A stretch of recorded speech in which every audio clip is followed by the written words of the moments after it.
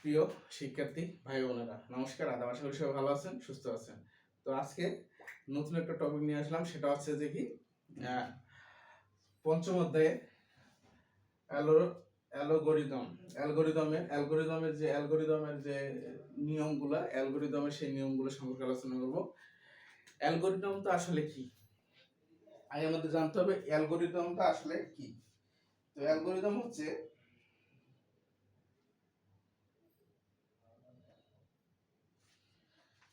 কোনো সমস্যার সমাধানের জন্য যুক্তিসঙ্গত ও পর্যায়ক্রমিক ধারার বর্ণনাকে অ্যালগোরিদম বলে। অ্যালগোরিদম কি? কোনো সমস্যার সমাধানের জন্য যুক্তিসঙ্গত এবং পর্যায়ক্রমিক যে ধারার বর্ণনা, সেটাকে বলা হয় অ্যালগোরিদম।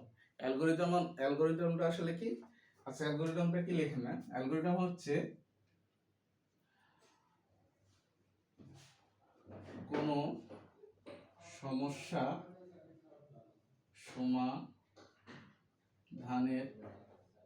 জন্য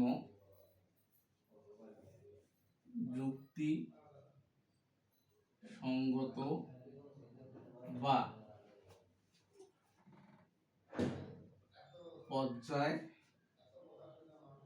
পর্যায়ক্রমিক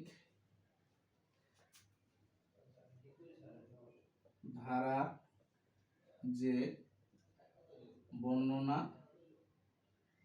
তাকেই অ্যালগোরিদম বলে।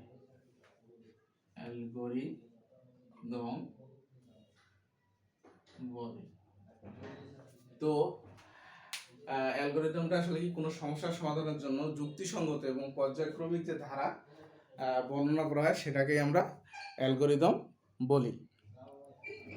তো প্রিয় শিক্ষার্থী বন্ধুরা, অ্যালগোরিদমের এখানে একটা সমাধান দিয়েছে, দেখেন সমস্যা দিয়েছে, সেটা আমরা সমাধান করব। এখানে বলছে কি, একটি ত্রিভুজের ক্ষেত্রফল নির্ণয়ে অ্যালগোরিদমের ব্যবহার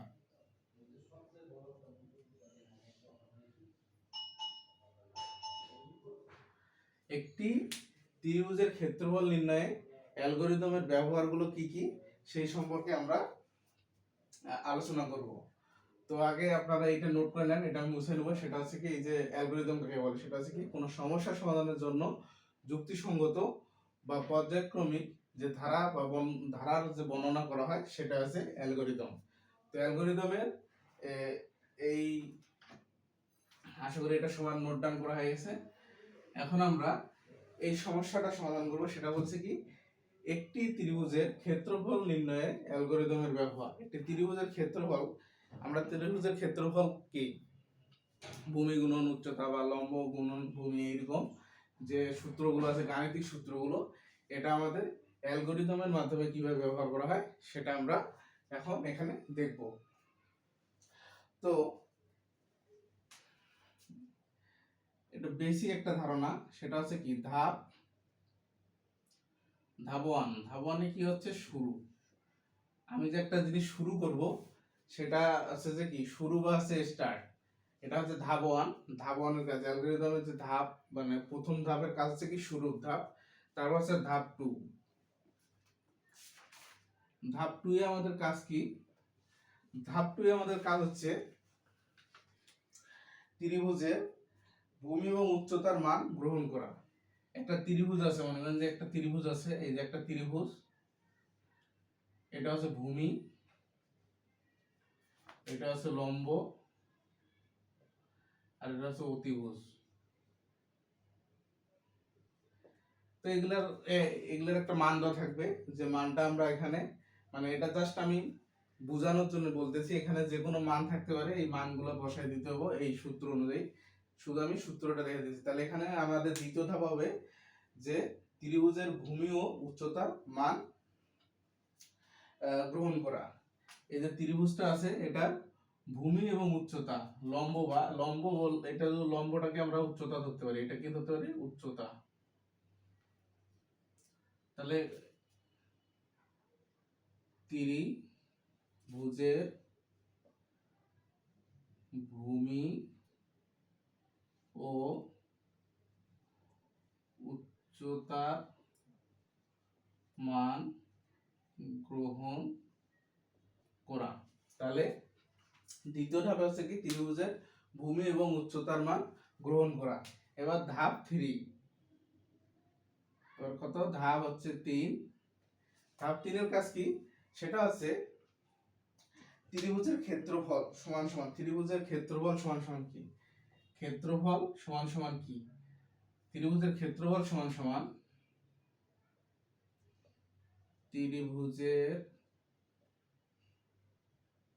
ক্ষেত্রফল সমান হাফ গুণন ভূমি গুণন উচ্চতা। ত্রিভুজের ক্ষেত্রফল আছে কি হাফ গুণন ভূমি গুণন উচ্চতা। সূত্র ব্যবহার করে ক্ষেত্রফল নির্ণয় করতে হবে। এই যে সূত্রটা, এই সূত্রটা ব্যবহার করে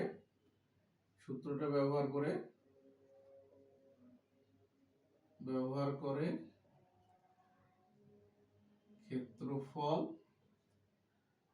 নির্ণয় করতে হবে। এই যে হাফ তো আছে তোমার সূত্রেরই। এখন ভূমির মান যদি আমি দিই 7 আর উচ্চতার মান দিলাম মনে করেন 5, তাহলে আপনি সূত্রটা কি হবে, হাফ বাই গুণন 7 গুণন 5। এই বা এটা যদি আমি দেই 8 দিলাম মনে করেন 8, এটা দিলাম হচ্ছে 8, তাহলে এটা কি 4 দুগুণী 8, 4 পাঁচা 20। এই যে সূত্রটা, এই সূত্রটা আছে, এইভাবে আমাদের কাজে লাগাতে হবে। তো আমরা পরবর্তীতে যে মানগুলো পাবো, পরবর্তীতে যে তথ্যগুলো পাবো, সেগুলো তখন সমাধান করবো। জাস্ট এটা একটা বেসিক থিওরি, এই ধারণাটুকু নিলে চলবে। তারপরে আছে কি যে মানটা বাইর হবে, এটা আছে আমরা এটা করার পরে যে মানটা বাইর হবে সেটা হচ্ছে ধাপ 4, সেটা হচ্ছে ক্ষেত্রফলের মান প্রদর্শন করা। ক্ষেত্রফলের মান প্রদর্শন করলে তো আমাদের কি অ্যানালজি ক্ষেত্রফল নির্ণয়ের অ্যালগরিদম। তাহলে কি আমাদের শেষ করতে হবে, কি শুরু করছি, এটা হচ্ছে আমাদের এখন শেষ করতে হবে। তাহলে এটা হচ্ছে ধাপ 5, এটা হচ্ছে শেষ। দেখেন এখানে চতুর্থ অধ্যায়ে HTML যারা করছেন ওটার মতনই কিছুটা থিওরি, ওই থিওরিটাই কিছুটা এখানে কাজে লাগবে। যেমন এখানে কি, ওখানে আমাদের শুরুতে ছিল কি HTML head body tag title এগুলো, আবার আমাদের HTML দিয়ে শুরু হতো আর HTML দিয়ে শেষ হতো। এখানে যেমন দেখেন শুরু আছে আবার শেষও আছে। তো ত্রিভুজটা জাস্ট আমরা একটা অঙ্কন করে সূত্রটা জানে নিলাম। যখন আমাদের অরিজিনাল সি প্রোগ্রামিং যে অ্যালগরিদমের যে অঙ্কগুলো আছে এগুলোতে যাব, তখন আমরা মান দেওয়া থাকবে, মান অনুযায়ী আমরা এই সমাধানগুলো সলভ করব।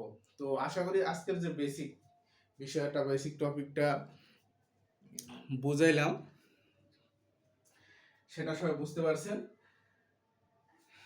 আপাতত এইটুকু বুঝে রাখেন। নেক্সট যে ক্লাসগুলো আসবে, ধাপে ধাপে আপনার ক্লাসগুলো যখন রেগুলার কন্টিনিউ করবেন 100% ক্লিয়ার হবেন। আজকে যদি কারো একটু বুঝতে সমস্যা হয়, মাথায় কোনো চাপ নেওয়ার দরকার নেই, জাস্ট ক্লাসটুকু একটু মনোযোগ সহকারে 2-3 বার রিপিট দিয়ে দেখে রাখেন। নেক্সট যে ক্লাসগুলো আসবে এগুলো আস্তে আস্তে আপনি সি প্রোগ্রামিং, যে আমরা আজকে সহ দ্বিতীয় ক্লাস সি প্রোগ্রামিং ভাষায়, তো সি প্রোগ্রামিং আমরা A to Z যে বেসিক তথ্যগুলো দেবো, এগুলো যদি আপনি A to Z ক্লাসগুলো করেন, কোনো ক্লাস মিস না করেন, আশা করি সি প্রোগ্রামিং আপনাদের 50 থেকে 60% সমস্যা সমাধান হয়ে যাবে আমাদের এই ফ্রি ক্লাসগুলোর মাধ্যমে। আর যারা চাচ্ছেন যে আপনার 100%ই করতে হবে, 100% জানতে হবে, প্রত্যেকটা তথ্য বিস্তারিত এবং পুঙ্খানুপুঙ্খভাবে জানতে হবে, তাহলে আমাদের পেড ব্যাচ আছে। পেড ব্যাচে ভর্তি হওয়ার জন্য কি করতে হবে, আমাদের যে স্ক্রিন হোয়াটসঅ্যাপ নাম্বার আছে, এই হোয়াটসঅ্যাপ নাম্বারে মেসেজ করে লিখবেন ভর্তি হতে চাই। তাহলে আমাদের যে অনলাইন পেড ব্যাচে ভর্তির যে নিয়মগুলো, সেগুলো আপনাদেরকে আমাদের সাপোর্ট টিম বলে দেবে। তো শিক্ষার্থী ভাইরা সবাই ভালো থাকবেন, সুস্থ থাকবেন, ধন্যবাদ।